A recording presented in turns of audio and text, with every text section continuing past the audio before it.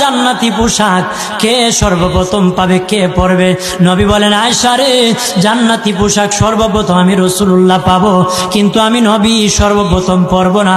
সর্বপ্রথম ইব্রাহিম খলিলুল্লাহকে জান্নাতি পোশাক পরানো হবে। কেন জানুনি?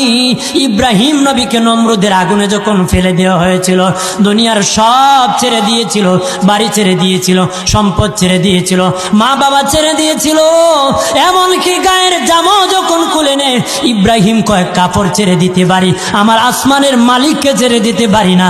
ওই দিন আল্লাহ ইব্রাহিমের সাথে অঙ্গীকার করেছিল, ইব্রাহিম আজকে তোমাকে সকলের সামনে উলঙ্গ করে লজ্জায় ফেলে দিয়েছি ইব্রাহিম, তারপরে তুমি আমাকে ছাড়ো নাই। আমি কিয়ামতের দিন সকলের সামনে মুসলমান, বেঈমান, কাফের, নাস্তিক যারা তোমাকে উলঙ্গ করেছিল, তাদের সামনে আমি আল্লাহ আনুষ্ঠানিকভাবে তোমাকে কাপড় পরায়া দিব।